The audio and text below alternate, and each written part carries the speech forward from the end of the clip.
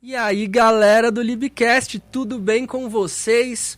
Hoje estou aqui para um papo cinzento, um papo que não está preocupado com os extremos, pelo contrário, que está disposto a bater em todo mundo que é muito extremista. E eu sou uma pessoa que confesso que tenho ideais que se alinham com isso em certa medida e que eu acredito que encontrar novas saídas para os problemas velhos é de fato fazer diferente, porque se você esperar resultados diferentes com as mesmas atitudes, frustração será o seu resultado, sinto muito. Então, se hoje você não quer se frustrar e quer falar e discutir assuntos relevantes aqui para você e para as pessoas que se circulam. E se você... eu já comecei errando, galera. Acontece. E se você quer vir aqui comigo para falar sobre assuntos que realmente importam para você e para quem te circula, por favor, acompanhe esse nosso papo, que hoje estamos com o Espectro Cinza. Boa tarde, muito obrigado pelo convite. Imagina. Estou super animada e realmente nunca imaginei que eu estivesse sendo entrevistada por você. Uma surpresa, realmente. Que bom! Ninguém me avisou, né? Cheguei aqui, o Biel tava aqui, meu Deus do céu, como assim? Enfim, vamos lá. Que ótimo, que ótimo. Mas antes de começar esse papinho, eu tenho que falar pra vocês da galera que ajuda a gente aqui. Então vamos lá, se você quer um relacionamento aberto, liberal, está procurando uma homenagem, você quer melhorar o seu namoro, casamento, aplicativo Isus, para você encontrar aquele homenagem gostoso, para você conhecer pessoas novas e trazer, de repente, uma aventura para o seu relacionamento. Lembrando que abrir relacionamento não faz ele melhorar, mas diverte, né? Então vamos se divertir. E aqui nós estamos no estúdio Camucá, então um oferecimento do estúdio Camucá, e também temos apoio da agência eu sempre falo errado, RSG, Hub Digital. Obrigado vocês também por apoiarem aqui o conteúdo. E, meu amor, se apresente rapidinho para este público. Não que ninguém te conheça, você é maravilhosa por aí com essa peruca linda, mas fala um pouquinho quem é você e o que você quer. Qual é o teu objetivo indo para as redes sociais? Ok.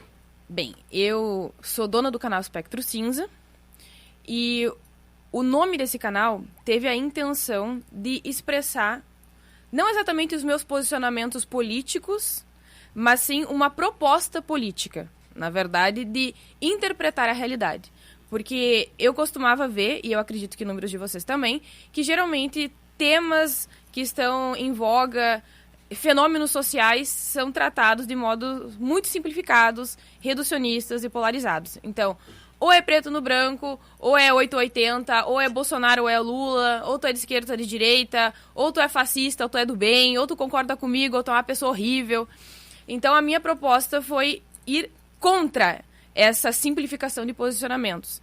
Então, é como se eu estivesse tentando analisar os eventos e os fenômenos da sociedade com um óculos para enxergar os espectros de cinza, as nuances que tornam a realidade muito mais complexa do que preto ou branco. Então eu tento estar no meio disso. Todo extremismo tá errado? Não necessariamente, porque se a gente for pensar, por exemplo, em escravidão, sou radicalmente contra a escravidão. Então algumas pessoas acham que ter uma perspectiva propícia à interpretação através das nuances significa que tu é 50% a favor da escravidão, 50% não. 50% a favor do estupro, 50% não. Não é isso. Tá? Existem posicionamentos em que eu serei, sim, radicalmente contra. E outros que eu serei radicalmente a favor, como, por exemplo, emancipação feminina. Eu sou radicalmente a favor. Então, o problema não é radicalizar a sua ideia sobre um fato. O problema que você enxerga, então, é simplesmente a pessoa que divide isso como se fosse um time de futebol e defende, independente da argumentação ou independente das falhas. Por exemplo, sei lá, o meu candidato, né, quem tem um candidato de estimação, quando faz uma coisa boa, eu vou lá, bato palma, e quando ele faz uma coisa ruim, eu tento ficar quietinho, eu falo menos sobre o assunto. Você está querendo dizer mais ou menos sobre isso? Na verdade, eu tô querendo falar sobre muita coisa, porque também tem a questão de que tu também tem que encontrar bons métodos para analisar as coisas. Então, não basta, por exemplo, tu se posicionar a partir das vozes da sua própria cabeça, certo? Então, tu precisa ter bons fundamentos, tu precisa ter um mínimo de alfabetização científica para ler bem os dados que estão dispostos para ti. Então, vai além de tu ter uma perspectiva mais aberta, porque isso sim é importante, mas que tu também tenha uma capacidade de analisar, através de um bom alfabetismo intelectual, as informações que tu tá recebendo de fora, para que tu consiga filtrar bem as informações que tu recebe, não apenas aquelas que vêm de fora, mas tanto quanto aquelas que tu mesmo tá produzindo em relação a tuas perspectivas acerca do que tu tá vendo. Entende? Então, ok, eu posso ter inúmeras opiniões acerca do mundo, mas será que isso é bem fundamentado empiricamente? Isso já foi testado? Existem dados a respeito disso? Pode ser que eu esteja completamente errada. Isso acontece direto, sabe? Inclusive, é até mesmo um pouquinho desgastante intelectualmente tu ser tão receptivo à mudança, porque tu tá ali o tempo todo, atualizando e atualizando e atualizando. É, porque sabe? o mundo não para, né? Exatamente. Então, em algum momento vai haver uma publicação de um determinado artigo científico, mas pode ser que dali um tempo apareça outro e esteja ali mostrando, olha, ok, eles tiveram esse resultado, mas isso aconteceu nesse país, nesse período, com essa idade. Ou pode ser que esse método simplesmente tenha sido ruim, tenha sido enviesado, sabe? Então, existe toda uma composição de fatores que estão realmente tornando o processo reflexivo desgastante, mas que ele é necessário. Eu penso que ele vale muito a pena. Então, basicamente, você está me dizendo que a conversa é muito mais complexa do que a gente imagina e ninguém está disposto a falar sobre as coisas em profundidade. Eu penso que o Brasil hoje vive numa efervescência intelectual nunca vista antes. No geral, as pessoas elas são muito pessimistas em relação à nossa época, em relação ao que acontece com o Brasil, em relação ao futuro. Ah, mas eu também seria pessimista se eu tivesse trabalhando, sei lá, quantas horas por semana, lotado, preso num transporte, não conseguindo viver com os meus filhos. Sei lá, eu acho que tem uma parcela da população aí que tá represada, sem acesso, e quem controla um pouco isso, eu não sinto aquela de verdade uma vontade de querer mudar isso, ou de querer fazer diferente, ou de proporcionar para essas pessoas. Eu acho que ainda há a intenção e que há o projeto de manter as pessoas na ignorância, de alguma forma. Ok. Primeiro eu vou finalizar o raciocínio e daí vou partir para essa tua provocação que eu achei realmente muito boa.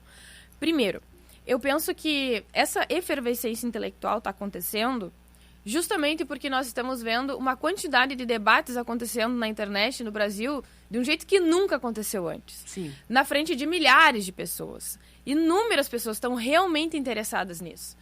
Então, veja que esse pessimismo, ele não é só perceptível em relação a pessoas que estão em condições mais insalubres, que basicamente vivem para sobreviver.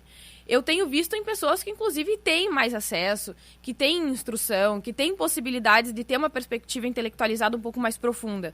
Só que essa perspectiva que eu estou defendendo aqui, eu penso que ela não é muito compartilhada realmente, sabe? E, principalmente, eu penso que isso não está sendo reconhecido agora porque nós estamos dentro do barco. Isso vai ser referência lá na frente. Isso é coisa de longo prazo. Lá na frente as pessoas vão ver. Naquele período, digamos ali mais ou menos pré-pós-pandemia, houve uma efervescência intelectual no Brasil que nunca tinha acontecido antes. E outro exemplo que eu tenho visto muito, divulgação científica, alfabetização científica. Eu tenho uma referência aqui para divulgar para vocês, que é o Igor Eckert. Ele faz um trabalho excepcional de alfabetização científica que eu nunca vi sendo feito aqui no Brasil. Que legal. É impressionante. Inclusive, eu me inscrevi num curso dele, que ele vai dar dia 8, de graça, no YouTube, para meio que ser um intensivão para alfabetizar as pessoas para aprenderem a ler artigos científicos. Quando que isso aconteceu no Brasil? Ele faz rios direto, ele lança vídeos a respeito disso, faz stories, ele responde as perguntas das pessoas. Sabe, tu vê ali uma honestidade intelectual do ponto de vista metodológico. Isso é impressionante. Isso nunca aconteceu no Brasil. Legal. Legal, eu gosto muito disso e gosto muito de saber depois. Produção, por favor, anotem essa referência aí que eu quero saber sobre. E vamos lá para a provocação. Você acha que hoje as pessoas estão mais interessadas nesses conhecimentos científicos, no método científico, em como as coisas funcionam e, de fato, talvez esteja nascendo aquela parada de pesquisar as fontes, de não acreditar mais puramente no que alguém falou, né? E você acha que acreditar nesses dados ou, de repente, buscar isso também ajuda a promover esse pessimismo que você destacou? Você acha que pode ser ver as coisas em números talvez assuste a gente? Eu gostei bastante dessa pergunta, nunca tinha me feito antes. Veja bem, eu penso que uma das piores coisas que podem acontecer não é exatamente as pessoas terem acesso a bons dados e informações. É justamente ter acesso a informações que são distorcidas. Tu torce aqueles dados ou tu reinterpreta esses dados de modo equivocado. Então, veja bem, se nós formos comparar hoje o padrão de vida das pessoas, não somente aqui no Brasil, mas na maior parte de todos os povos da humanidade, eles vivem muito melhor do que eles já viveram no passado. Então, o acesso à tecnologia, à educação, hoje em dia as pessoas elas morrem mais devido ao excesso de comida do que de falta. Hoje a maior parte da humanidade não passa mais fome. Embora existam essas pessoas passando fome em condições de miséria, nós conseguimos dar um salto em relação ao excedente, à produção de alimento, de produção de riqueza nunca vista antes na história da humanidade. A maior parte da história da humanidade nós vivemos em miséria, passando fome, tendo que lutar diante das intempéries do tempo, das guerras, de pragas. Antigamente, uma comunidade estava se desenvolvendo, havia uma praga. A maior parte da população podia ter morrido. 1/3 da população podia ter morrido. E o que isso significaria? Que muito do conhecimento também se perdia. Ou seja, essas pessoas muitas vezes tinham que começar lá de trás. Então veja que essa história ela não é contínua. Ela também tem esses retrocessos. E hoje em dia nós temos tantas ferramentas, tantas possibilidades para guardar, preservar esse bom conhecimento, essas tecnologias, essas ferramentas que nunca foram vistas antes, sabe? Então, eu penso que, embora existam problemas para serem resolvidos, hoje em dia nós vivemos numa espécie de paraíso comparado a tudo que a humanidade já passou. Entendi. Bom, você está falando do passado e como a gente chegou até aqui, isso traz para uma pergunta que eu queria falar com você, que é o seguinte. A gente, quando fala de feminismo, patriarcado, relações monogâmicas, propriedade privada, eventualmente tem aquela pessoa que joga toda a culpa em cima da Igreja Católica. Surgiu o cristianismo, tudo estragou, como se fosse só um único fator que causasse as coisas.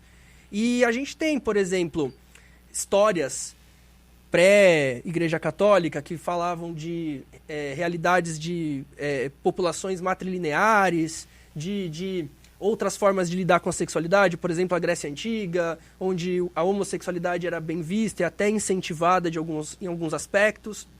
E aí eu queria que você me falasse, realmente o problema começou com a Igreja Católica, patriarcado, ou o problema somou-se a isso? Qual que é a sua visão dessa parada?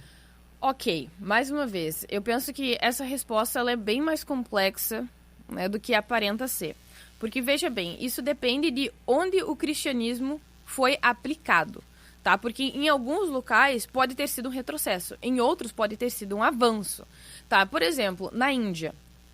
A Índia, até hoje, ela tem uma cultura patriarcal extremamente forte, de origem tribal, principalmente mais para o norte do país, que é uma região mais agrária, menos desenvolvida, menos instruída, que inclusive costuma fazer muita divisão com o Paquistão nessa região. Então, eles compartilham muitos costumes patriarcais. Tá? Ok. Aí, pode ter havido uma influência do cristianismo nessa região. Isso significou que as relações não necessariamente elas seriam motivadas somente por acordos de arranjo de casamento para manutenção dos recursos dentro de uma família, geralmente do homem. Porque o cristianismo, ele significou, por incrível que pareça, principalmente no Ocidente, um avanço. Eu diria que o cristianismo meio que inventou o amor romântico, por incrível que pareça. Tá? Porque vamos pensar na Roma Antiga e na Grécia Antiga. Roma Antiga foi uma cultura patriarcal, patrilinear. Tá? A mulher ela era vista também como uma propriedade que ela podia ser vendida, trocada, roubada. Inclusive tinha até um hábito, se não me engano, no interior de Roma, em que se um homem via uma mulher solteira, sozinha no campo, ele a estuprava e casava com ela logo em seguida. Tá? E isso era aceito. Sim, era aceito, era institucionalizado. Essa é uma coisa bem interessante de pensar, que o estupro ele nunca foi defendido de modo indiscriminado, de todos contra todos. Mas existiam modos institucionalizados de relativizar o estupro. Então, o estupro dentro do casamento não era estupro. Entendeu? O estupro de casamento arranjado não era estupro. Era aquela parada do... como é que é? Deveres maritais. Exato. Tinha uma parada assim, Deveres conjugais. Isso. Exatamente. Então, dentro das instituições, de determinados conceitos, o estupro era permitido. Então, ele não era exatamente um estupro. Ele fazia parte de todo um sistema de convenções que relativizavam isso, ok? Então, o exemplo da Grécia Antiga também. A Grécia Antiga foi uma das civilizações mais misóginas da história da humanidade. Era simplesmente terrível. A maior parte de todas as mulheres, elas ficavam confinadas dentro de casa. A honra da mulher grega antiga dependia do quão menos vista ela era na rua, no ambiente público. Quão mais enclausurada ela era, mais honrada ela também era vista.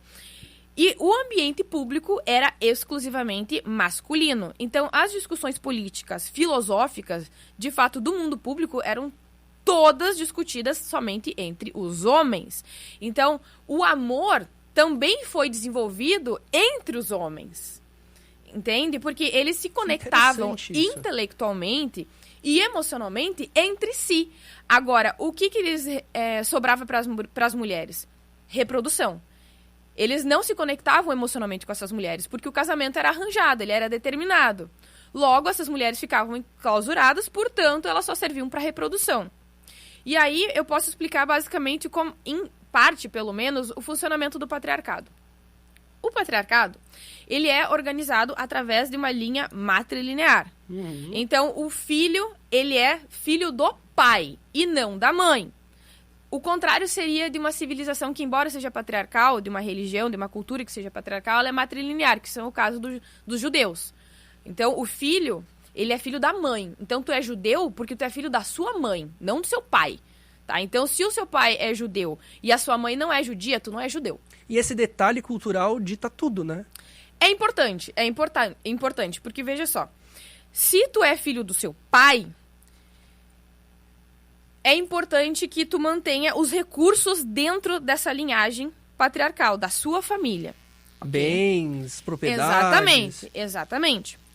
E devido a isso, tu desenvolve um sistema de parentesco, em que tu não quer dividir as suas propriedades, os seus recursos, com outras famílias. Porque a história da humanidade, ela se desenvolveu assim, através de pequenas famílias, clãs, tribos, comunidades, e assim sucessivamente. Só que nessas pequenas comunidades, eles não querem dividir esses recursos e esses patrimônios, ok? Isso incentiva o quê? A endogamia.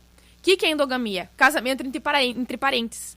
Então, primo vai casar com primo. Que era aquelas paradas que a gente via em Idade Média. Exatamente. Principalmente entre nobres, entre... Pra manter o feudo. Exatamente, aristocratas. Então, isso incentiva a endogamia, tá? Uhum.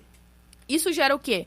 Problemas congênitos, problemas genéticos, tanto de deficiência física quanto de deficiência intelectual. Outra coisa que isso provoca, a preferência por filhos homens, gerando também infanticídio, que é o que aconteceu muito na Índia e também na China. Por quê? Porque a mulher ela é vista como um problema, ela é um enfado, ela é um peso, porque ela precisa ser, como eu poderia dizer, se casar o mais rápido possível. Porque ela não trabalha, ela não é produtiva. Aí você transfere a parada de ter que sustentar essa pessoa pro marido. Você fala, agora não é mais meu BO, pega que é tua. Exatamente. E o que isso incentiva? Casamento precoce. E aí então, a mulher mais era uma rápido, coisa, era um objeto da casa. Exatamente. Você falando assim, essa sensação que eu tenho, era um utensílio. Exatamente. Então, quanto mais rápido essa mulher é passada adiante, melhor. Porque o único que vai continuar sendo produtivo e responsável pela linhagem é o filho. Inclusive, não somente em relação à produtividade, mas também o nome da família. Porque quando ela se casar, acabou a linhagem. Entendi. Ela vai passar a ser parte da linhagem do homem que ela se casou. Então, isso incentiva o casamento precoce, a endogamia, gera problemas congênitos e também acaba incentivando o infanticídio, principalmente de meninas, porque elas se tornam um problema Elas se tornam Então, se você não um casou, enfado. é melhor eu exterminar você do que ficar com o problema. Era Exatamente. essa a visão. Exatamente. Que absurdo. Exatamente. Que absurdo. Só que, veja bem, essa mulher, quando ela passa para a família do marido, ela tem um dever. Qual que é o único dever dela? Ser uma boa dona de casa e gerar mais descendentes. E se essa mulher não consegue fazer o mínimo, que é gerar descendentes saudáveis, aí sim ela se torna um peso pior, porque houve a negociação do dote. Então essa mulher foi comprada. Se ela não gera aquilo que se foi suposto... o dote é isso, é comprar a mulher, né? Se ela não conseguiu gerar um filho, ela tá gerando prejuízo. Ele comprou uma ferramenta danificada. Ele comprou um produto de péssima qualidade. Então, o machismo vem de antes da Igreja Católica. Com não certeza. Foi uma invenção católica. Não, jamais, jamais. Também tem outros aspectos que são de natureza evolutiva, tá? E aí algumas pessoas vão entender que porque tu tá dizendo que algo é natural, logo é bom. Não é isso. Ou que tu tem que se resignar. Ah, porque nós somos propensos ao ciúme ou à possessividade, logo está tudo bem. Logo a gente não precisa discutir sobre isso. Logo não existem níveis de ciúme que são inaceitáveis. Não é isso. É biológico, então a gente não vai rever. A gente vai só lidar e pronto. Não é isso que você tá falando. Não é isso que eu tô dizendo. Porque eu vou dar um exemplo, tá? Falácia naturalista é isso que se chama. A pessoa, ela diz que porque é natural, logo é bom. Não, se a gente pensar, o ciúme é natural. O estupro é uma expressão, aliás, o sexo, a cópula forçada, é natural na natureza. Isso significa que seja bom? Não. Tanto que a gente faz um juízo de valor negativo entre a humanidade sobre a cópula forçada. Então, falácia naturalista é quando a pessoa diz, porque é natural, logo é bom. Outra coisa, existem coisas artificiais que são excelentes. Antibióticos, vacinas, as instituições, o nosso conceito de justiça, esse estúdio. Tudo isso é antinatural. A forma como a gente nos desenvolvemos intelectualmente, filosoficamente, é tudo antinatural. Nós não somos cientistas naturais, nós não somos filósofos naturais. Então é meio aquela história. Esquece o que é natural e o que é artificial e vamos começar a filtrar o que é bom e válido e o que é ruim e não válido. Exato. E começar a abordar dessa forma. E aí quando você me traz isso, eu sempre tô aqui pensando em caminhos para tentar resolver a coisa. Porque, sei lá, por mais que eu seja um homem e que eu esteja inserido dentro de uma sociedade que afeta mulheres, eu também sou afetado por N questões, mas eu sinto hoje que ainda assim as mulheres são mais afetadas do que eu em N questões. Ok. Seria mais vantajoso ou melhor para nós vivermos em um mundo matrilinear? Se a nossa cultura fosse matrilinear, seria mais fácil? É que existe uma diferença entre uma sociedade matriarcal e uma sociedade matrilinear, como Sim. eu falei, né? Na sociedade judia, o que existe é uma perspectiva matrilinear de descendência, ok? Agora, matriarcado, basicamente, seria o patriarcado às avessas. Então, eu não sou a favor do matriarcado. Da mesma forma que eu não sou a favor do patriarcado, porque seria uma forma de supremacismo de gênero. E não é essa a minha defesa. Eu defendo que exista, na medida do possível, oportunidades semelhantes e reconhecimentos das dificuldades respectivas de cada gênero. Então, um hipotético supremacismo feminino também seria tóxico em alguma medida para o mundo a médio e longo prazo, de repente? Com certeza. Não seria algo que eu defenderia. Entendi. Porque seria essa a definição do matriarcado, né? Seria um patriarcado às avessas. Seria uma espécie de supremacismo. Entendi. E qual que é a principal diferença entre matriarcado e matrilinearidade? É que, vamos pensar, por exemplo, a partir do patriarcado. O que ele significa? Que a maior parte da concentração do poder, do prestígio e do privilégio está nas mãos de alguns homens muito poderosos. Então, esse patriarcado, ele pode se diluir nas mãos de outros homens, mas não significa que a maior parte desses homens tenha poder. Tá, então não é porque é homem que tem poder. Exatamente. Ele pode ter poder sobre algumas propriedades, alguns recursos, alguns espaços ou alguns subterfúgios culturais. Exatamente, aquelas pessoas específicas que estão sujeitas à autoridade dele, mas isso não significa que ele seja necessariamente poderoso naquela sociedade. Então, a mesma coisa seria no matriarcado. Todas as posições de prestígio e de poder estariam majoritariamente, se não todas, nas mãos das mulheres. Ou de algumas mulheres. Exatamente, de algumas mulheres especificamente. Então, os homens, eles estariam sujeitos à autoridade dessas poucas mulheres. E aí, quando a gente fala em sociedade contemporânea, a gente está falando que isso atravessa fama, dinheiro e essas outras coisas que conferem poder pra gente. Seria isso. Exatamente. Legal. Uma coisa só para esclarecer, também existem níveis de patriarcado, certo? Existem algumas sociedades que elas são muito mais patriarcais do que outras. Como eu expressei antes, civilizações, comunidades antigas, ou senão a própria Índia, que é um exemplo que eu dou com muita frequência. Ou comunidades do Oriente Médio, da Ásia, enfim. Em 2018, eu estive em Amsterdã, no Congresso de Prevenção de HIV/AIDS no Mundial, e lá eu tive contato com uma galera de todo mundo, né? E uma moça, Pragui, que adorei, a gente deu muito rolê junto, e eu tive muito contato com a cultura indiana através dela.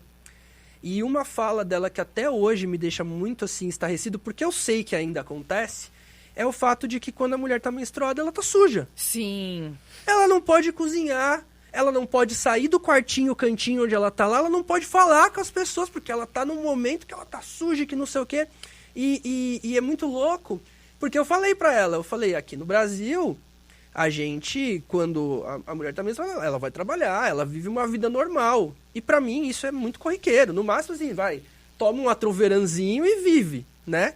E, claro, para umas mulheres é mais difícil, para outras é mais fácil, mas de qualquer forma elas não são segregadas da vida social simplesmente porque, minha amiga, você tá sangrando, acabou pra você.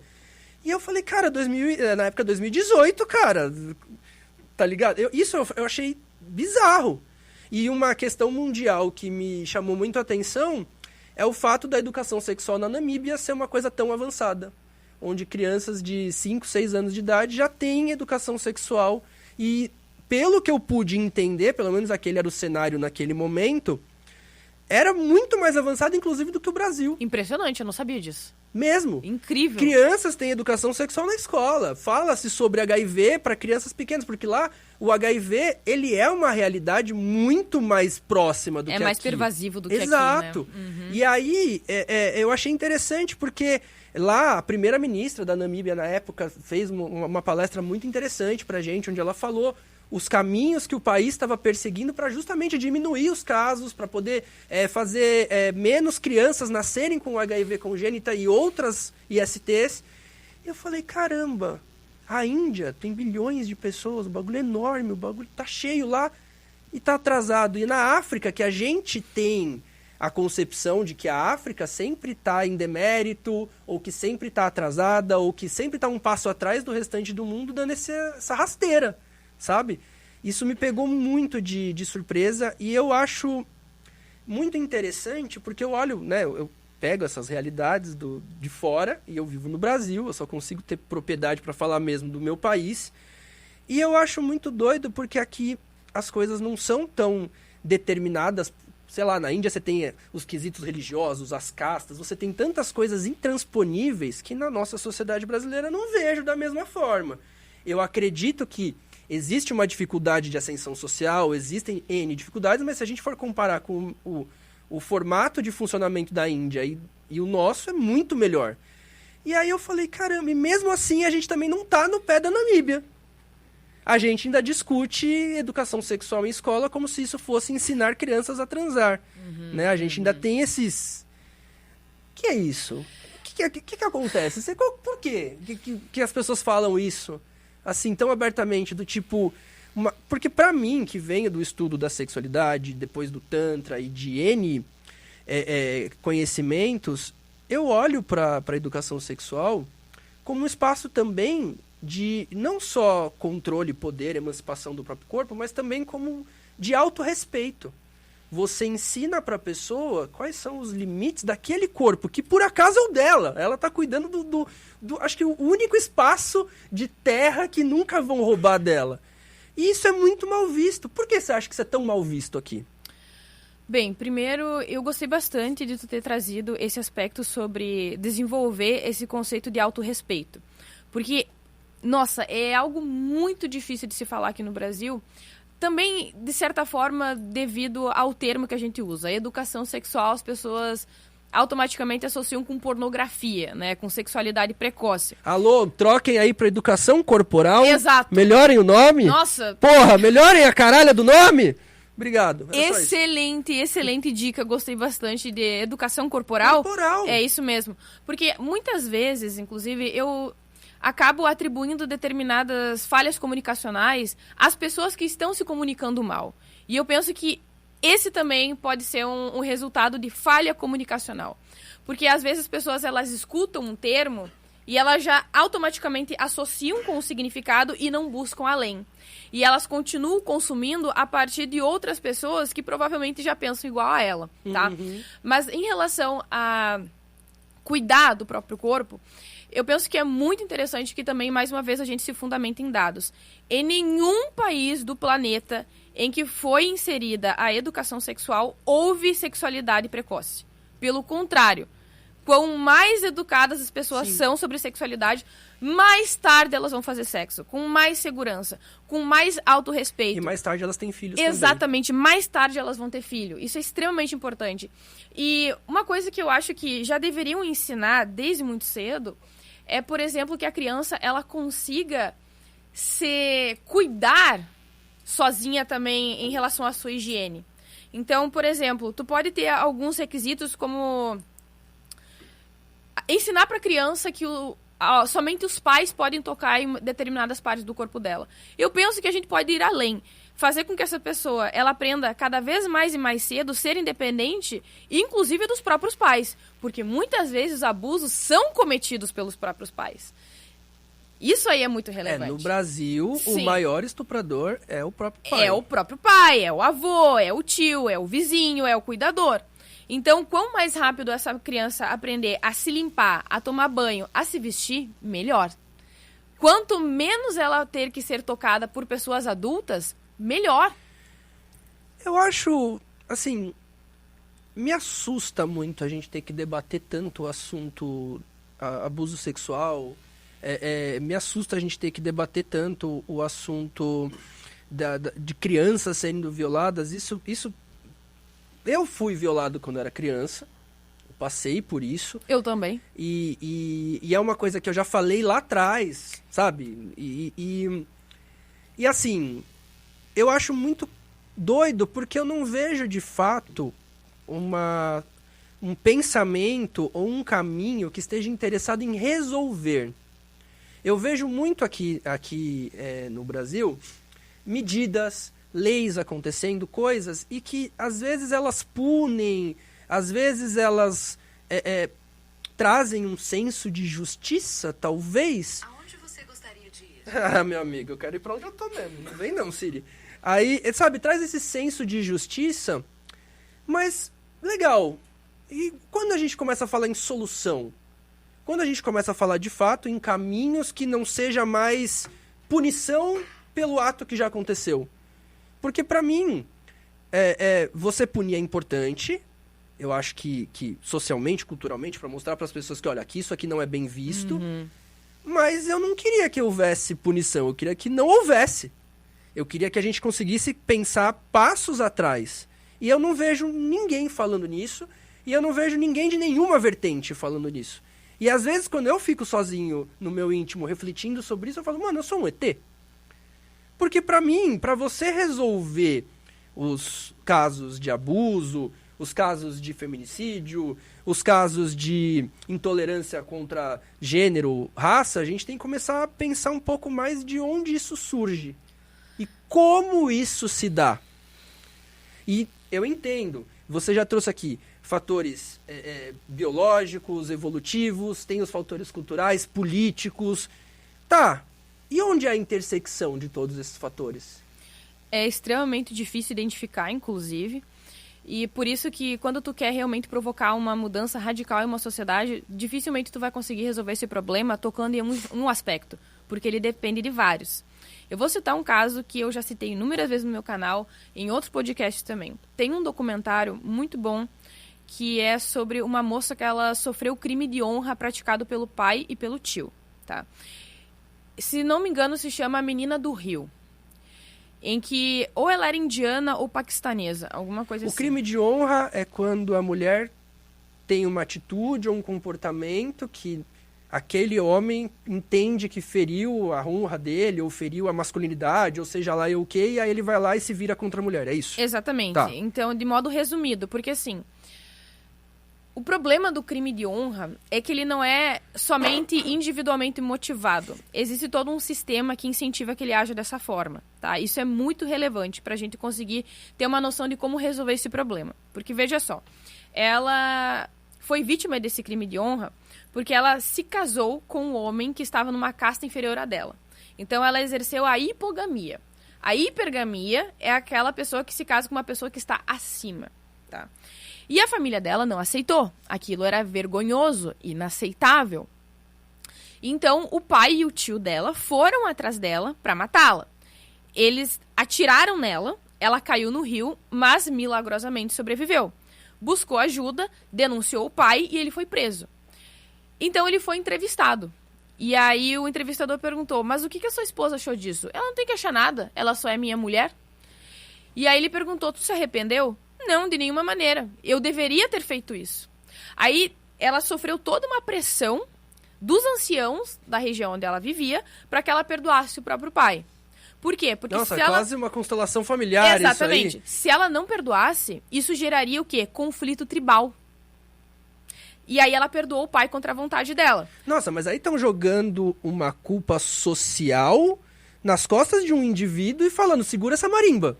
Exatamente, eu vou chegar nessa parte. Aí, quando o pai dela foi solto, o entrevistador dele perguntou de novo. E aí, o que tu pensa sobre toda essa situação? Tu se arrependeu? Não, eu fiz por honra, eu fiz certo. E graças a isso, eu sou mais respeitado do que nunca antes na minha comunidade. E por causa disso, a minha filha está recebendo inúmeros outros pedidos de noivado e de casamento. No caso, a mais nova.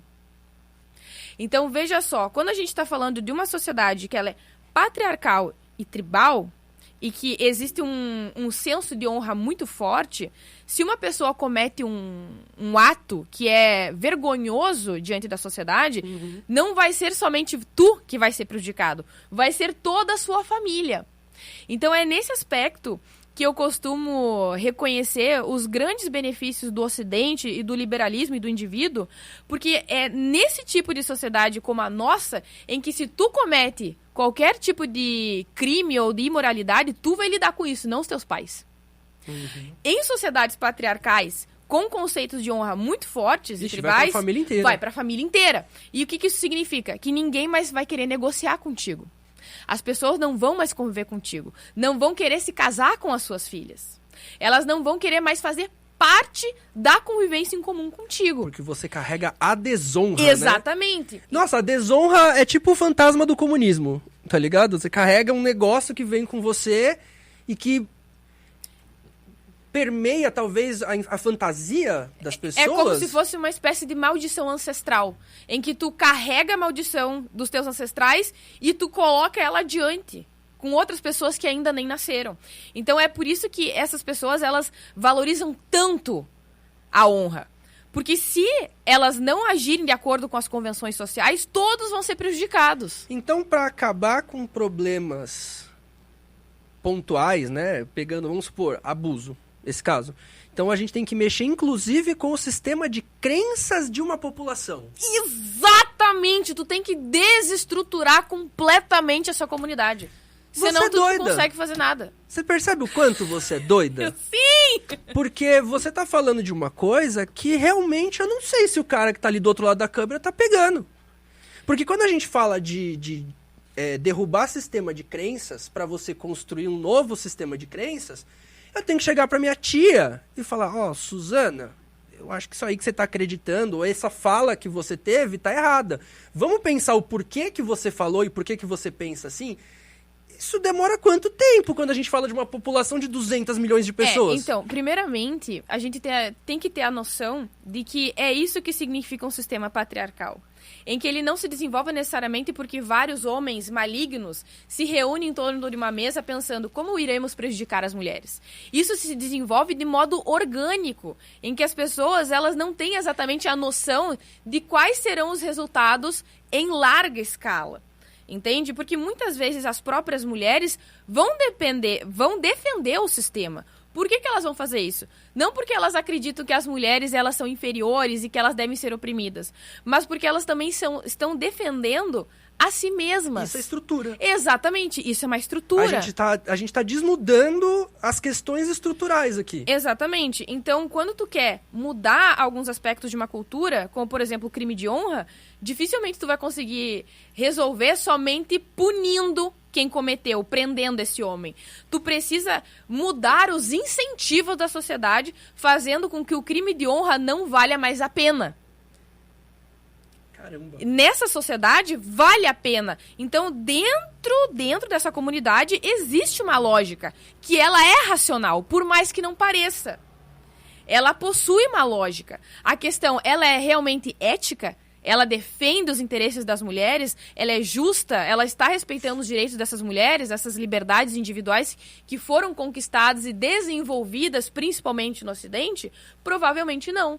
Então, são mulheres que têm baixa expectativa de vida, elas se suicidam mais, elas sofrem casamento arranjado, elas são estupradas, incentivam o infanticídio. Me parece que são todos critérios indiscutivelmente negativos que nos fazem perceber, ok, essa cultura precisa ser mudada.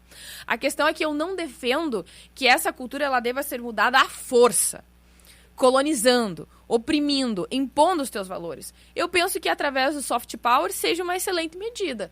Então, oferecendo formas de pensamento crítico. Inclusive, isso também tem evidências. Como é que tu faz com que uma pessoa mude de ideia?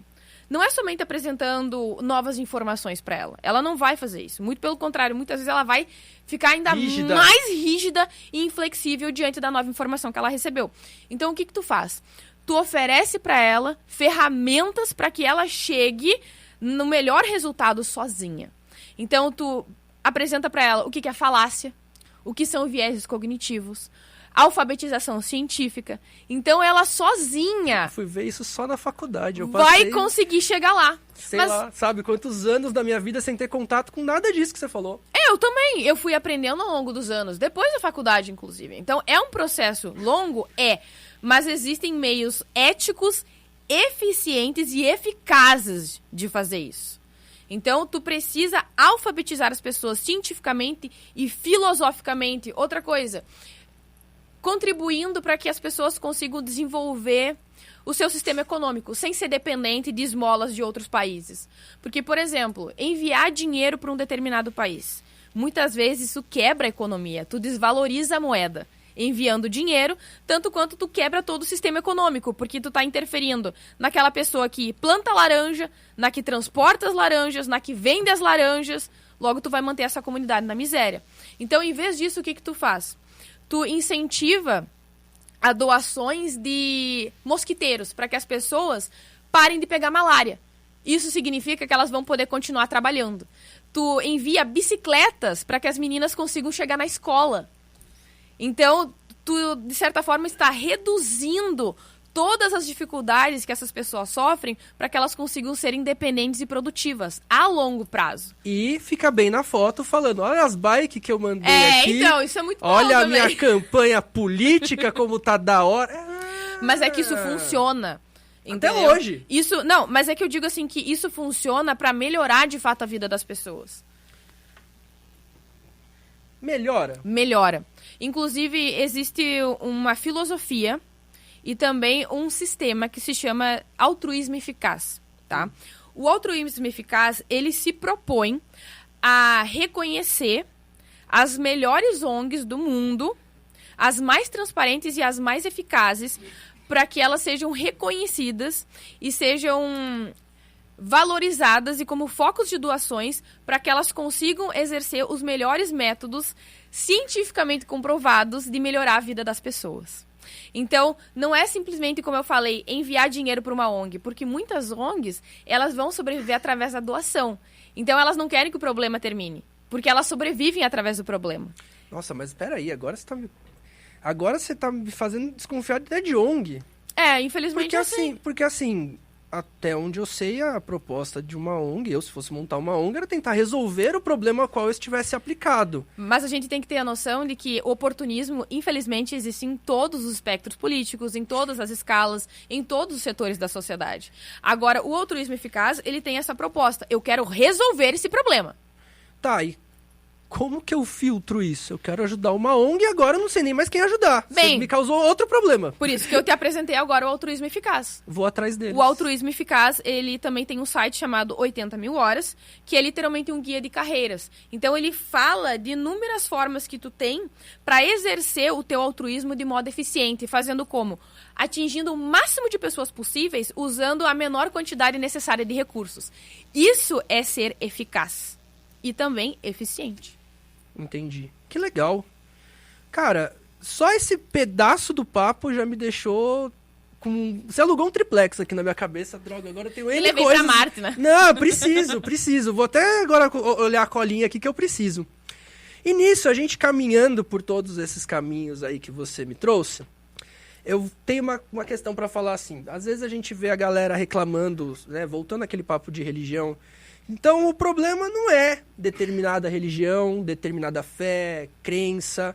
É uma somatória muito maior e que é tão grande que, às vezes, a gente que tá dentro não consegue... Então, o nosso problema é a Via Láctea. A gente tá dentro do problema e a gente imagina qual é a real extensão dele, mas a gente não tem essa perspectiva. E aí eu vejo você sempre muito embasado em dados, números, pesquisas...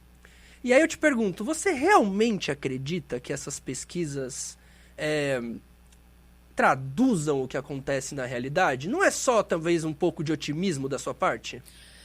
Bem, primeiro sobre a religião. Eu penso que existem religiões piores do que outras. Existem algumas religiões que vão endossar mais o sexismo e a misoginia do que outras. Eu penso que é importante que a gente tenha isso em mente. Sim. Né? Então, não é para ser condescendente, porque a religião não tem nada a ver. Sim, ela tem a ver, ela justifica, ela mantém isso adiante perpetuamente através das gerações. A defesa de ela determinadas endossa certas convenções. ideias. Exatamente. Entendi. Então, é importante que a gente tenha isso em mente, tá? Agora, em relação ao método científico. Primeiro, o método científico não é perfeito. Essa é uma coisa que é extremamente importante da gente ter em mente. Porém, ele é o melhor método de busca de verdade que nós desenvolvemos até hoje. Inclusive, essa é uma frase, um conceito que foi dita pelo maior divulgador científico do século XX, Carl Sagan. Ele produziu mais de 300 artigos científicos, ele roteirizou e apresentou a série Cosmos, escreveu um romance chamado Contato. Foi uma pessoa excepcional. E ele tinha essa noção. Inclusive, ele tinha até, como eu poderia dizer, os seus idealismos em relação a encontrarmos vida inteligente em outras regiões do cosmos, do universo. Mas isso nunca aconteceu. Inclusive, ele foi um dos idealizadores e selecionadores das informações que foram colocadas naquele disco de ouro que foi enviado para o espaço, que é o disco de ouro Voyager. É impressionante isso. Sim. Enfim, então não é um método perfeito. De nenhuma forma. Mas é o melhor método que a gente conseguiu encontrar até hoje. E, mais uma vez, eu acho que é importante que a gente sempre tenha em mente de deixar a nossa receptividade intelectual muito acolhedora diante de novas evidências, porque elas vão aparecer. E aí a gente pode simplesmente perceber que o que a gente tinha até então estava tudo errado. Completamente errado. E às vezes acontece mesmo, né? Essa é uma coisa que eu acho legal de pontuar, assim, porque não é porque eu defendo o método científico ou a receptividade e a divergência que eu não sinto desconforto diante da divergência ou de determinadas informações ou pesquisas. Cara, eu sou um ser humano normal, isso acontece com todo mundo. Eu diria que, ok, exceto alguns alienígenas, dificilmente uma pessoa não vai se sentir incomodada diante de algum tipo de embate, de discordância, de perceber que ela estava errada. É natural. A questão é, a gente precisa exercer e praticar essa ferramenta desenvolvida artificialmente que é lidar com a divergência, que é nos mantermos deliberadamente ativos intelectualmente, conscientes de que muitas vezes nós estaremos errados sim, que nós somos enviesados, que nós somos vítimas dos nossos próprios vieses o tempo todo. A gente cresce com eles, né? Eles Exatamente. vão se formando junto com a gente, né? E às vezes o nosso viés não é nem uma escolha, às vezes só faz parte da nossa vivência, né? E muitas vezes ele também é necessário para que a gente consiga sobreviver no cotidiano. Porque se a gente realmente fosse calcular deliberadamente qualquer tipo de atitude a nível racional que a gente toma na nossa vida, a gente não levantava da cama. Nós seríamos basicamente um robô. Isso é impossível. Nós precisamos de heurísticas, que seriam atalhos de pensamento, para conseguir chegar em determinado resultado. Então, tu olha para uma determinada pessoa e tu pensa, ok, ela é perigosa.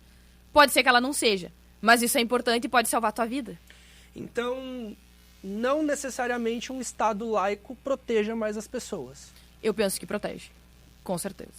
Com certeza. Com certeza. Por quê? Porque, primeiro, essa foi uma das conquistas do Ocidente, através do iluminismo, do liberalismo, que é fazer com que as pessoas elas sejam protegidas da opressão de pensamentos majoritários. Certo. Então, quando eu digo que o iluminismo ele protege todo mundo, eu também digo outra coisa, que ele não foi feito para proteger, aliás, ele não foi inspirado por todo mundo, tá? Porque... era elitista pra caramba. Não é nem nesse sentido. Eu tenho uma visão super positiva do iluminismo. Porque, olha só, ele foi produzido por pessoas ricas, pessoas instruídas, ok. Pessoas que tinham muito tempo para desenvolver filosoficamente seus conceitos a respeito da sociedade. Ócio criativo. Exatamente, é muito importante. A questão é o seguinte, a maior parte das pessoas vai se adequar à sociedade. Isso não é ruim. Essa é uma coisa muito importante de se ter em mente. Mas é um movimento automático, vamos dizer assim? Exatamente. É orgânico. É um Entendi. evento da natureza, tá? Então, eu vou recomendar pra vocês um livro que eu gosto bastante, que é A Mente Moralista, do Jonathan Haidt. Ele desenvolve os conceitos de uma mente conservadora e de uma mente progressista. Eu e tu, indiscutivelmente, temos uma mente progressista. Por inúmeros fatores, em relação a sempre buscarmos alternativas que não são convencionais. Em relacionamento, em sexualidade, na forma de se vestir, na forma de pensar. Tudo costuma ser disruptivo, porque a gente se entedia muito fácil. Tudo que é novo é legal, é estimulante, é divertido, nos gera curiosidade. Também pode ser o TDAH às vezes, tá? Só que a maior parte das pessoas... elas vão se adequar, elas, na verdade, vão sentir medo do que é novo. Elas vão se sentir intimidadas com o que é diferente, elas vão ficar angustiadas e ansiosas diante disso. Porque pode ser, de fato, uma ameaça. Então, ao mesmo tempo que uma sociedade excessivamente conservadora pode ser neurótica, como, por exemplo, essas extremamente patriarcais e fechadas... a gente também precisa de um certo conservadorismo para manter coisas que são importantes na sociedade, como, por exemplo, um Estado laico, em que ele propõe que nenhum tipo de ideologia tenha o direito de se sobrepor a pessoas que são disruptivas, que não conseguem se adequar ao pensamento da maioria. Então, nós precisamos dessa garantia. Então, nesse aspecto, eu posso dizer com toda a certeza do mundo, eu sou conservadora. Eu sou conservadora em relação à emancipação feminina, ao sufrágio universal, aos direitos individuais. Porque são coisas muito boas que nós conquistamos e que a gente precisa manter. E querer conservar algumas coisas que a gente considera positivo não faz a gente menos progressista. Pelo contrário, faz a gente ponderado. Exato. Eu penso que sim. Eu tento ponderar ao máximo. Eu tento olhar para o que todo mundo fala, o que todo mundo pensa, as coisas, os movimentos, como as coisas estão acontecendo. E eu tento refletir um pouco, minimamente, sobre aquilo. Até para ver se eu tenho espaço nesse lugar ou não.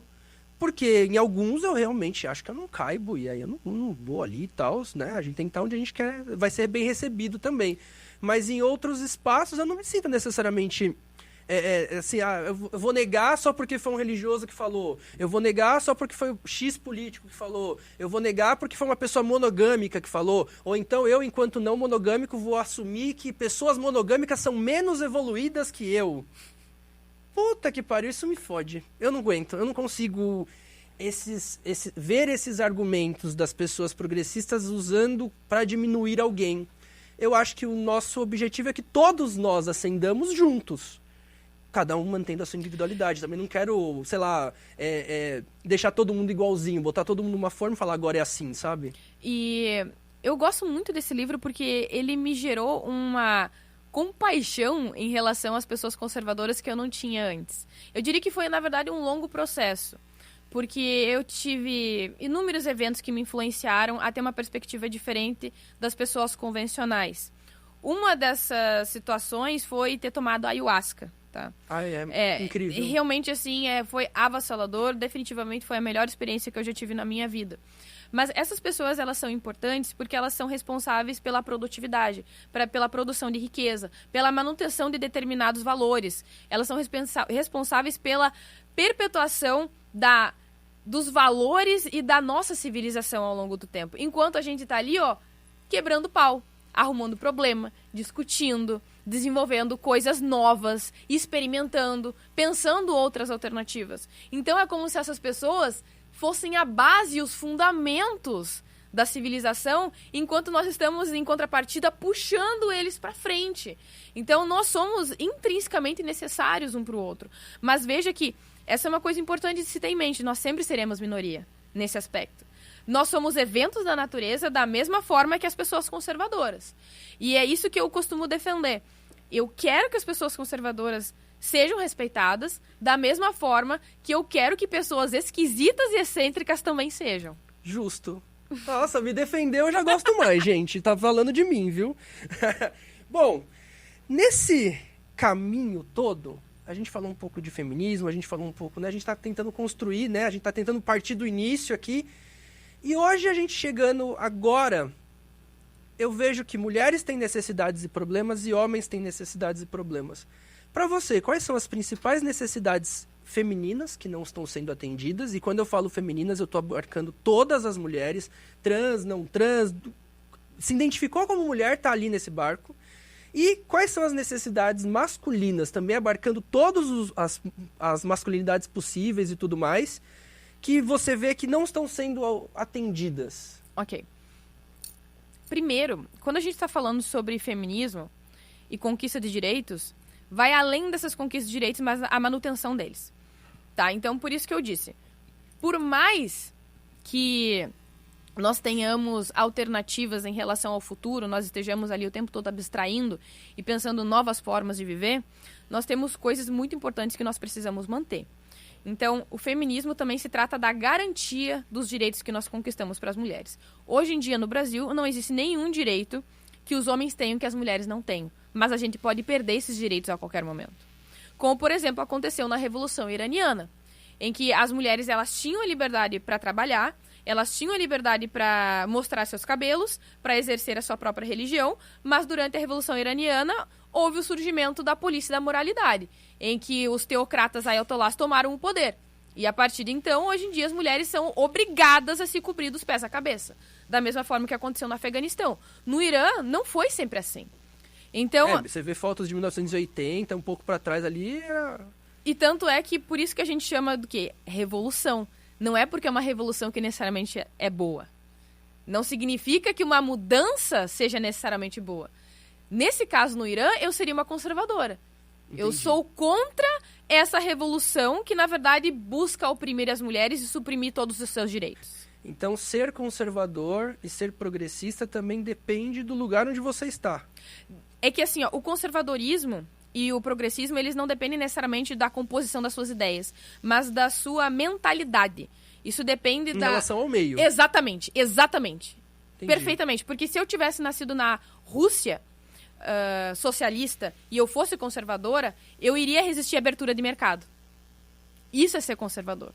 Entende? É uma pessoa que ela não gosta de mudanças. Ela prefere aquilo que é conveniente, aquilo que é convencional, aquilo que é simples e familiar. E é até interessante, porque se tu for pesquisar em países socialistas, por exemplo, Cuba, geralmente os adolescentes que são experimentadores, eles são anticomunistas. Por quê? Porque eles querem o que é novo, o que vem de fora, o que é diferente.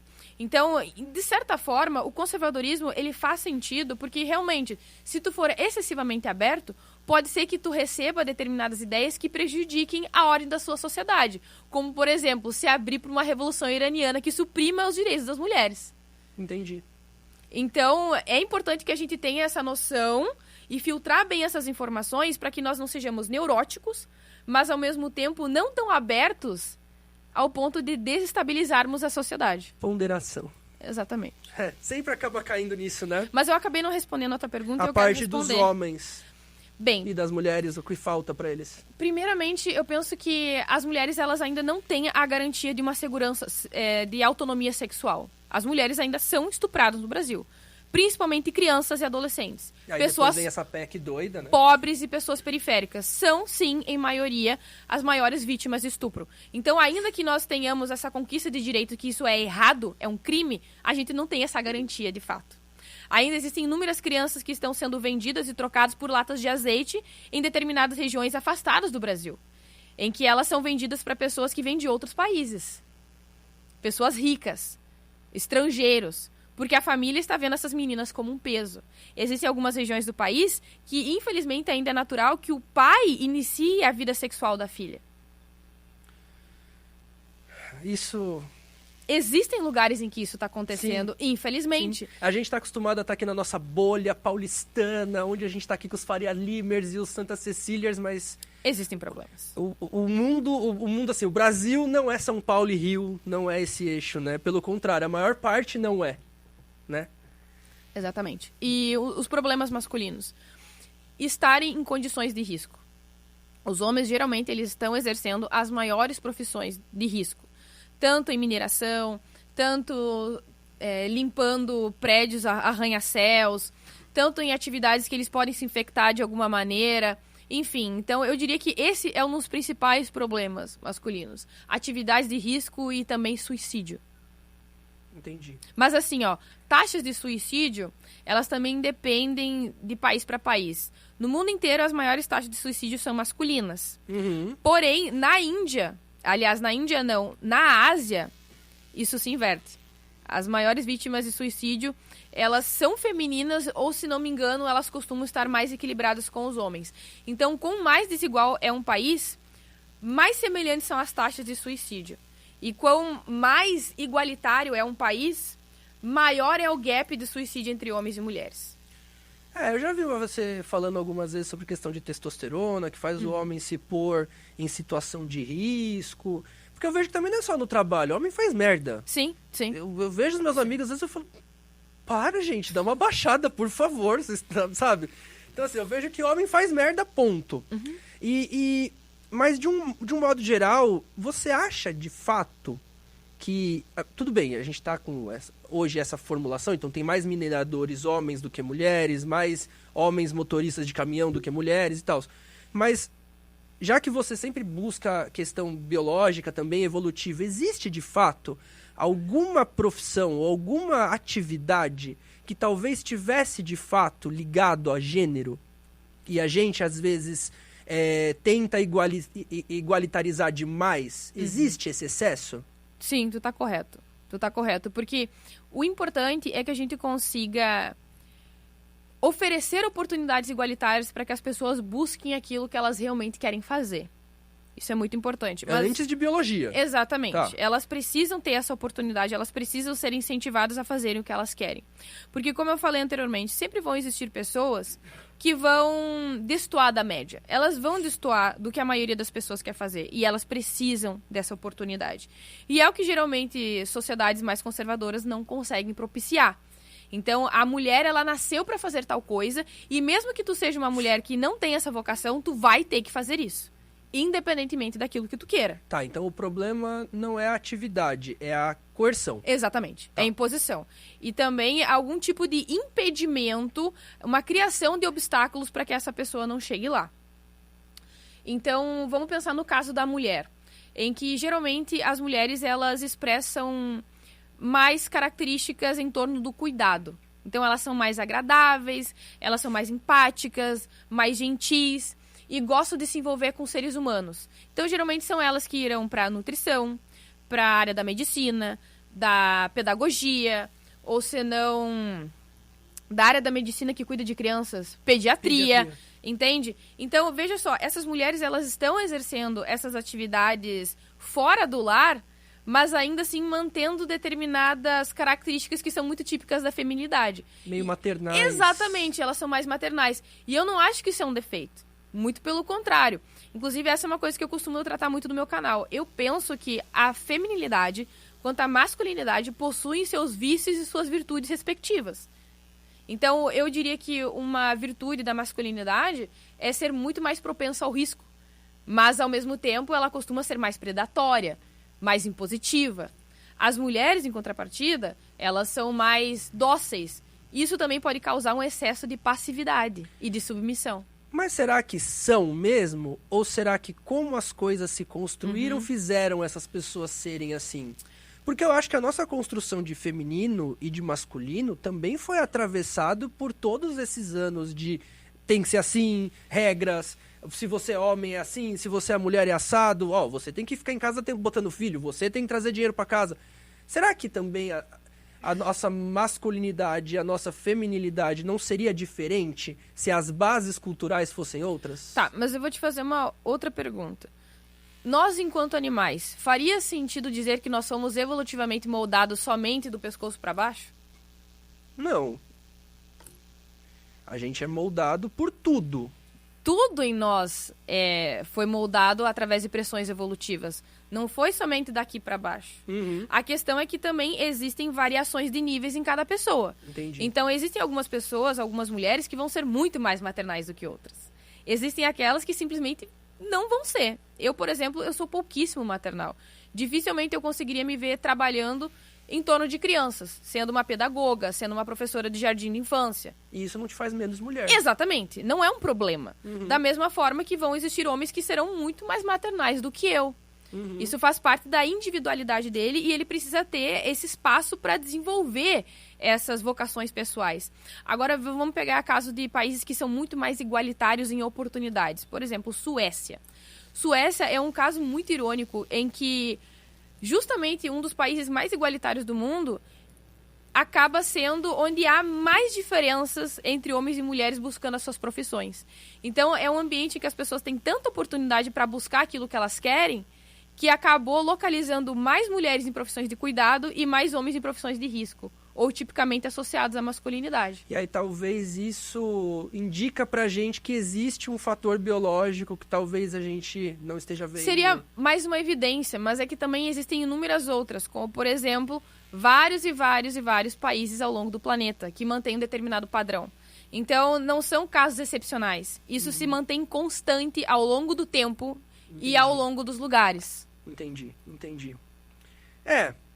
Eu acho muito doido a gente conversando sobre tudo isso, porque, de fato, eu já tinha esse entendimento de que a coisa sempre ia ser mais complexa do que a gente gostaria, mas parece que quanto mais a gente investiga, parece que mais aumenta os fatores de problema ou de ruído Com certeza. do que de solução.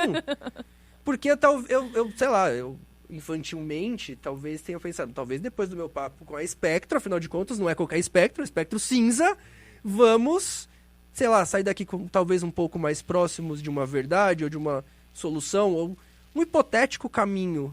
E eu vejo que não, a gente tá a coisa tá tão complexa que a gente tem que caminhar por vários espaços de discussão até que isso comece a ter um filetinho de luz passando, né? É muito doido. Então, estamos voando voos de instrumentos no meio das nuvens, aparentemente, não é isso? De certa forma, né? Tá tudo muito desfocado, é difícil. Eu vejo muito ruído, eu vejo muita briga gratuita e eu vejo muito ódio. As pessoas querendo resolver, mas na base da briga. Do grito, né? Do grito, talvez.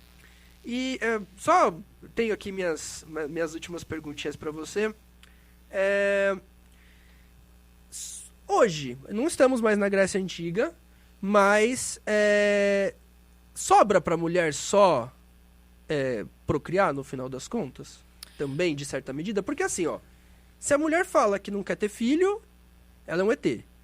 Se a mulher engravida, porque assim, os métodos de contraceptivos também não são 100%, então não dá pra dizer que só porque se protegeu não vai engravidar. A engravida opta por abortar, seja por vontade ou seja porque isso foi fruto de uma violência, ela é estigmatizada. Se pega a criança e fala, vou levar então a gravidez até o final e vou colocar para adoção, é estigmatizada. Quando? Quando a gente vai poder olhar e falar assim, tá bom, deixa a mina lá. Então, como eu falei anteriormente, eu penso que existem níveis de patriarcado. Nós vivemos um patriarcado no Brasil? Penso que sim, mas ele também tem nivelações em relação a determinadas regiões. Algumas regiões do Brasil, inclusive algumas camadas sociais, elas são mais patriarcais do que outras. Inclusive, principalmente em camadas mais pobres, quando as meninas elas não têm muita perspectiva de futuro, elas são incentivadas a lidar com o abuso se casando e engravidando cedo. Porque aí elas têm uma ascensão de status social dentro da comunidade dela. Porque ela deixa de ser a filha de alguém para ser mãe de família. Então agora eu sou casada, eu sou uma esposa, eu sou mãe de alguém. Valor, né? E isso tem valor. Então, veja que existem distinções em relação ao potencial econômico e à instrução da pessoa. Tá? Então, se a gente for pensar em camadas sociais mais altas, ok, eu penso que as mulheres hoje em dia, principalmente nesses polos de educação, de desenvolvimento, elas têm muito mais liberdade. Eu não posso dizer com certeza, nossa, essas mulheres realmente elas são extremamente oprimidas. Eu não acredito muito nisso. Exceto em algumas situações específicas, como eu te falei, sobre garantia de direitos. Então, ainda que eu seja uma mulher rica, se eu sair de noite sozinha, provavelmente ainda vou ser o maior foco de assalto. Porque eu sou mais frágil, eu sou mais vulnerável, eu sou mais fraca fisicamente. Então, isso vai gerar uma situação de desvantagem e que está correspondendo ao meu gênero. Então, ainda que eu tenha todas essas vantagens que são compartilhadas com os homens, certo? Mas ainda assim me coloca em algumas situações de vulnerabilidade. Tanto quanto de violência sexual dentro de um relacionamento. E como que eu faço pro argumento de roupa, local e horário não sobrevaler, não prevalecer a isso? Porque às vezes a gente vê, acontece um caso de assalto, de abuso. Ah, mas onde que tava? Com que roupa tava? O que você tava fazendo na rua esse horário? Como que a gente faz pra combater esse argumento, então? Eu penso que, indubitavelmente, invariavelmente, a gente vai ter que derrotar isso argumentativamente. Nós não temos outra alternativa. E qual é o teu argumento para derrotar isso? Ok, primeiramente porque existe uma diferença entre causa e responsabilidade com determinada situação. Então, digamos que eu possa ter favorecido alguma situação para acontecer comigo. Então, eu podia estar sozinha de noite, eu podia estar bêbada e num local escuro e perigoso. Isso pode ter causado a violência, mas eu não fui responsável por ela. Isso é muito diferente. Quem foi o responsável pela violência foi a pessoa que me violentou. Tá? Existe essa diferença que é muito importante da gente manter aqui. Outra coisa. Existe também uma espécie de declive que é progressivo em relação a esse favorecimento do abuso que as pessoas vão começar a interpretar. Então, supostamente, o problema hoje na sociedade é a mulher ser estuprada porque ela tá bêbada e ela tá sozinha no local escuro.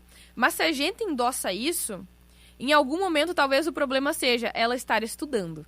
Ela estar no ponto de ônibus de manhã cedo, ela estar trabalhando. Porque se ela não estivesse naquele ambiente, daquela forma, com aquelas pessoas, isso não teria acontecido. Se continuar nesse caminho, uma hora a mulher volta a ser a reclusa da Grécia Antiga. E não pode sair de casa. Exatamente. Isso é progressivo. Então tu vai comendo os direitos das mulheres pelas beiradas. Como se o problema dela fosse exercer a sua emancipação. O problema não está com a mulher que quer sair sozinha, que quer se vestir com determinada roupa, por estar em um determinado ambiente, num beco escuro.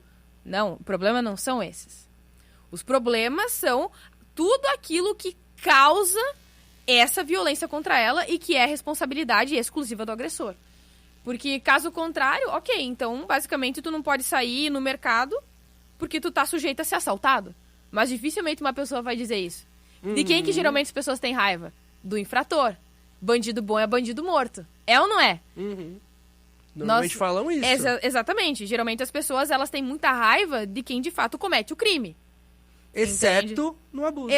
Exceto no abuso. Entendeu? Então o problema supostamente está na mulher, que está no local errado, com as pessoas erradas, com a roupa errada, nas circunstâncias psicológicas erradas. A questão é que dificilmente uma pessoa vai atribuir isso a uma responsabilidade à própria vítima do assalto. Porque se nós ficarmos nesse tipo de lógica, ok, realmente daqui a um tempo eu não saio mais de casa. Entendi tudo que você falou, mas ainda não me pareceu um argumento válido para conseguir quebrar quem pensa dessa forma. Eu gostaria de encontrar alguma coisa que eu conseguisse usar como escudo ou como contra-ataque para esse tipo de fala. Eu tenho muita dificuldade de fazer a pessoa perceber que o pensamento dela tá inteligentemente burro. Inteligentemente burro. Ok. Entendeu? Eu te daria essa fórmula de conseguir fazer com que a pessoa consiga separar o que favorece ou que causa determinada situação para, de fato, a responsabilidade. E que essa responsabilidade, ela é necessária para ser reconhecida enquanto o real motivo do que causou aquela situação. Caso contrário, progressivamente, os direitos das mulheres vão ser restringidos. E a gente está falando aqui de direitos e tudo mais, e a gente vê, né? Poucas mulheres nos cargos de políticos e de, né? Poucos negros, poucos LGBTs, poucas pessoas trans. Votar em negros, votar em trans, votar em mulheres é um caminho real para a solução?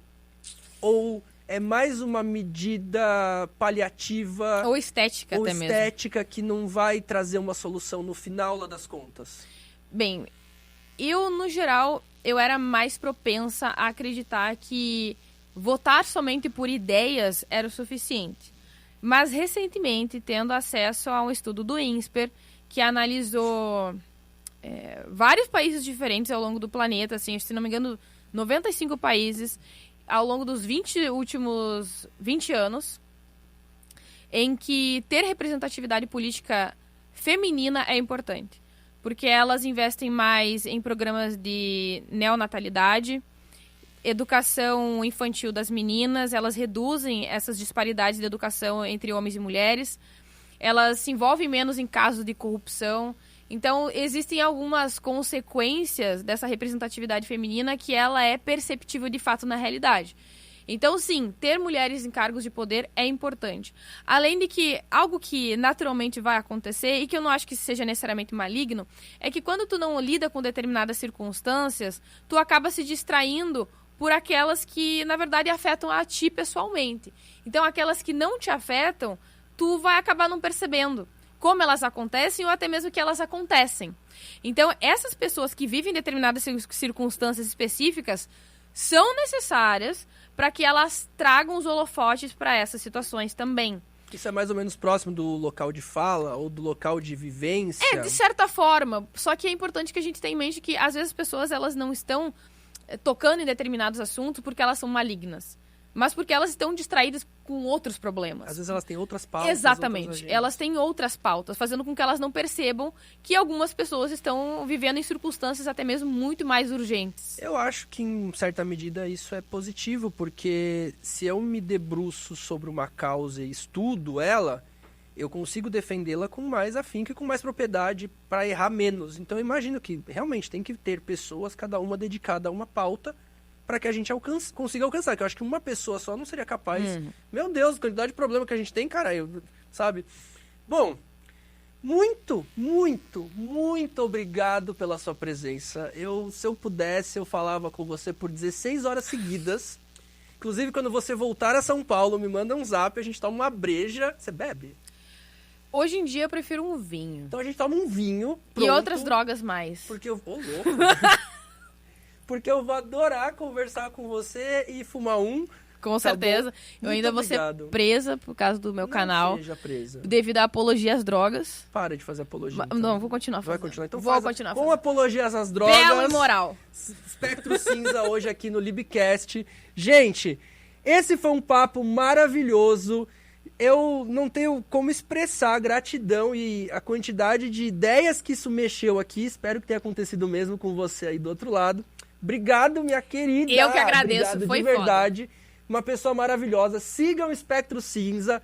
Não deixem de conferir as referências que a gente falou aqui nesse episódio. Muito obrigado, Isos. Muito obrigado, Kamuká. Muito obrigado, RSG. Aê! Eu tenho que parar de errar essa porra. Gente, ficamos por aqui. Tchau!